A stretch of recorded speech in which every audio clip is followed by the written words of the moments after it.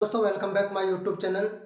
और आज हम जानेंगे जो क्लास 10th की मैथ किताब है उसमें पहला चैप्टर है रियल नंबर वास्तविक संख्या है। उसमें एक टॉपिक है यूक्लिड विभाजन प्रमेय का।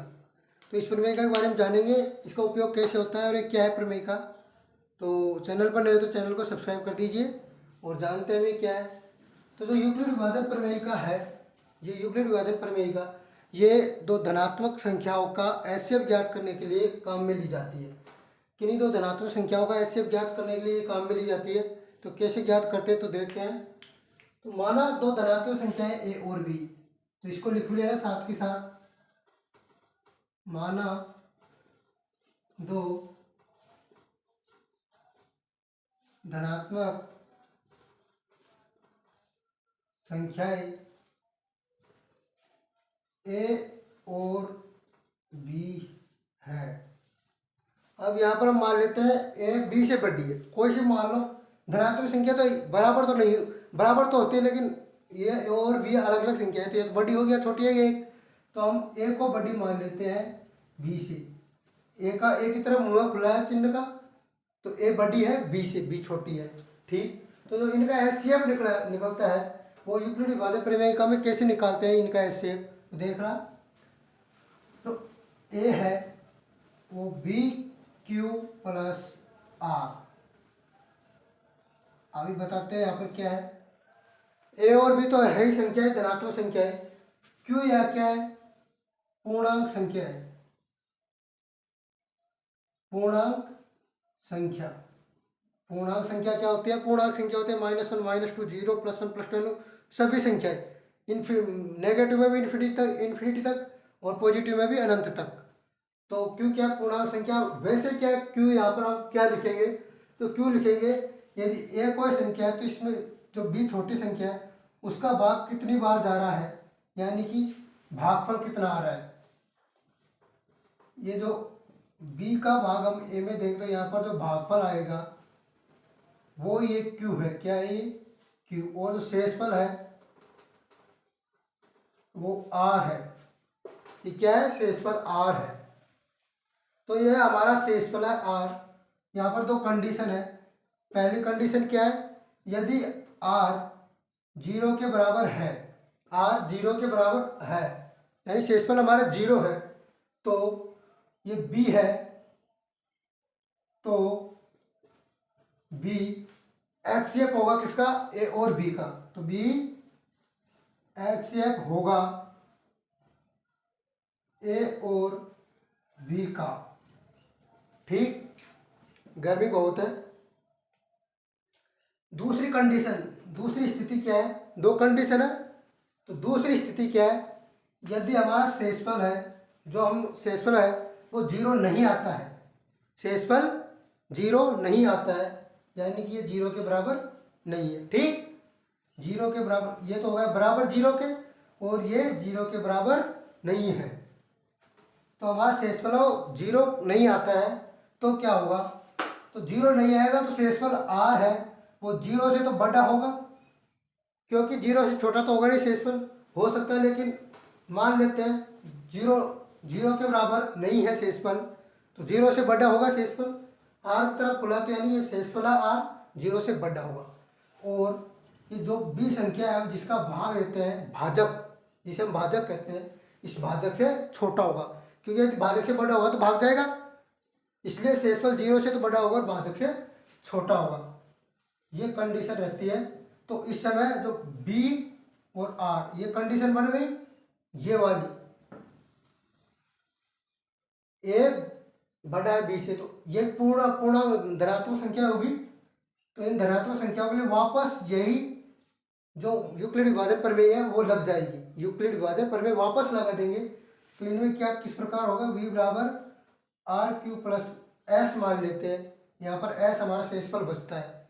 तो यदि एस यदि 0 के बराबर आ जाता है, शेषफल हमारा 0 होता है, तो ये आर है, ये इस बी का और आर का क्या होगा, एचसीएफ होगा, महत्तम समापवर्तक होगा। और यदि एस ये 0 नहीं आता है तो वापस इस एस के लिए और इस बी के लिए यही, क्योंकि बी से बी बड़ा होगा इससे, वापस यही प्रमेय इन दोनों संख्याओं पर ये प्रमेय वापस लगा देंगे। ठीक, तो ये तो है हमारी एक तरीके से यूक्लिड विभाजन प्रमेय है क्या, तो ये इसका फॉर्मूला और इसकी दो कंडीशन है, दो शर्तें हैं कि इसमें एचसीएफ कैसे ज्ञात करते हैं, तो इसको लिख लीजिए। और अब हम क्वेश्चन करते हैं किताब के। तो 1.1 का क्वेश्चन है, पहला क्वेश्चन देखते हैं हम।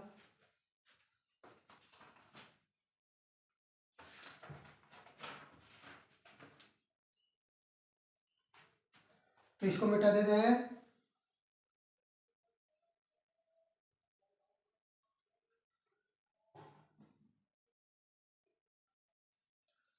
ये फॉर्मूला इसको याद रख लेना।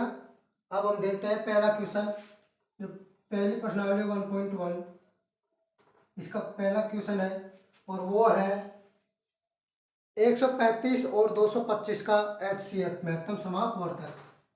135 और 225 का एचसीएफ। ठीक, 135 और 225 का एचसीएफ महत्तम समापवर्तक, इसको हिंदी में लिख देता हूं मैं, महत्तम समापवर्तक। 8वीं 9वीं को पढ़ा है एलसीएम और एचसीएफ, तो एचसीएफ इसका निकालते हैं। तो एचसीएफ कैसे निकालेंगे, अब देख रहा यहाँ पर ए और बी कोई दो संख्या है, ए और बी कोई सी मान लो ए और बी। अब इसमें से हम ए बड़ी मानी है, तो यहाँ पर एक संख्या ए उसको मानते हैं जो बड़ी है, तो ए इसको माना, तो ए बराबर क्या होगा 225 और बी बराबर कितना हो जाएगा 135, क्योंकि बी छोटी संख्या है, यहाँ भी छोटी है, तो यहाँ भी हम बी को छोटी मान लेते हैं। तो यहाँ छोटी संख्या कितनी है 100, कितनी छोटी संख्या 135, तो बी को क्या मान लिया 135। ठीक, अब क्या करेंगे, अब करेंगे ये जो यूक्लिड विभाजन प्रमेय का फॉर्मूला है, सूत्र है, इस सूत्र में इसको रख देंगे और क्या करते हैं देखिए। अब तो ए क्या है, बड़ी संख्या है, तो बड़ी संख्या कितनी है यहाँ पर, कितनी है बड़ी संख्या 225। ठीक, बराबर बी कितनी है, बी 135, कितनी है 135। ठीक, ठीक बोल रहे हैं 135 है बी। अब क्यू मल्टीप्लाई हो रहा है बीच में, गुणा हो रहा है, गुणा। अब क्यू मैंने बताया था, क्यू क्या है 135 का बी का इस ए में भाग देंगे, 135 का इसमें भाग देंगे, 225 का 135 का 225 में भाग देंगे, तो भाग देना है, तो दो बार देंगे तो 270 हो जाएगा, तो 270 225 से ज़्यादा हो जाएगा, तो एक बार भाग देते हैं 135, 5 में 5 गया 0, 2 में 3 नहीं जाएगा, एक उधार लेंगे, 12 में 3 गए तो 9 और 0, 90 क्या बच गया हमारे पास, शेषफल बच गया। और भाग कितने बार गया, एक बार, भागफल कितना आया 1, तो ये तो क्या है भागफल, प्लस आर रिमाइंडर शेषफल था, शेषफल कितना बच रहा है हमारे पास 90। ठीक, ये लिख दिया, बिल्कुल सिंपल सा। इस संख्या का इसमें भाग देंगे, जितनी बार भाग जाता है उसको इससे गुणा कर देंगे और जितना शेषफल बचता है उसको प्लस लगा के लिख देंगे आर की जगह पर।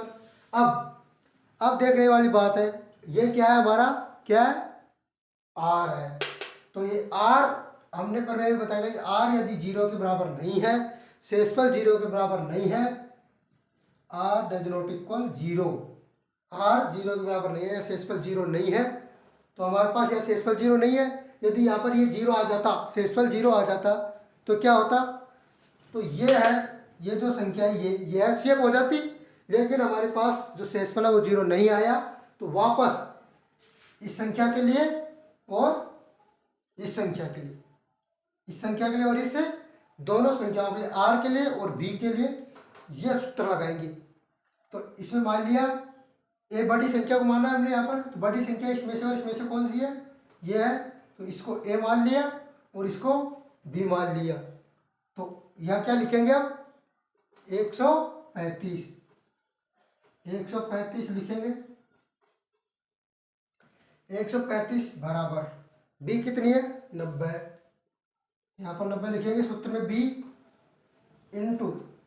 अब क्यू कैसे निकालेंगे, निकालो क्यू कैसे निकालेंगे, कैसे निकालेंगे क्यू, इस बी का इस 135 में भाग देंगे ए में, तो भाग देते हैं 90 का भाग देते हैं 135 में। एक बार दो बार देंगे तो 180 ज़्यादा हो जाएगा। एक बार देते हैं 90, 5 में 0 हो गया तो 5, 13 में से 9 हो गया तो 45 बचा। तो ये तो क्या है भागफल, तो ये तो क्या हो जाएगा Q प्लस शेषफल कितना है 145, शेषफल कितना है 45। अभी भी हमारा शेषफल 0 के बराबर नहीं आया है, शेषफल 0 नहीं आया है, 45 0 के बराबर थोड़ी है, तो 45 0 से बड़ा है, तो ये हमारा जो शेषफल है ये 0 के बराबर नहीं है। तो ये जो है ये संख्या ये HCF अभी नहीं होगी। तो वापस ये संख्या और ये संख्या इन दोनों के लिए यूक्लिड विभाजन प्रमेय लगाएंगे।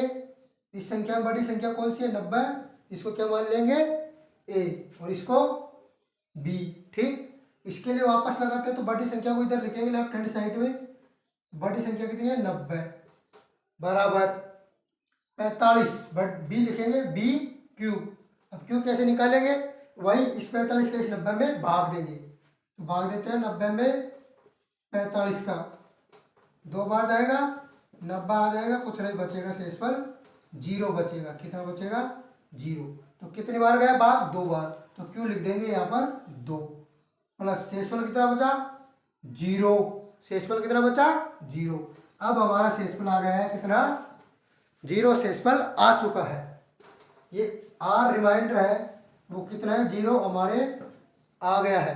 तो जब शेषफल 0 आ जाए उस समय जो B का मान है, इस समय B का मान कितना 45, उस समय जो B का मान होगा वो HCF होता है। तो 45 है वो HCF होगा किसका 135 और 225 का, 135 और 225 का। तो HCF कितना आ गया हमारे पास 45 आ गया। तो इस प्रकार ये यूक्लिड विभाजन प्रमेय काम करती है। और ये सूत्र इसका ये याद कर लेना, और समझ में आ गया होगा। यदि नहीं समझ में आया तो एक बार पुनः वीडियो को शुरू से देखिए, समझ में आ जाएगा। और क्वेश्चन हम कल करेंगे।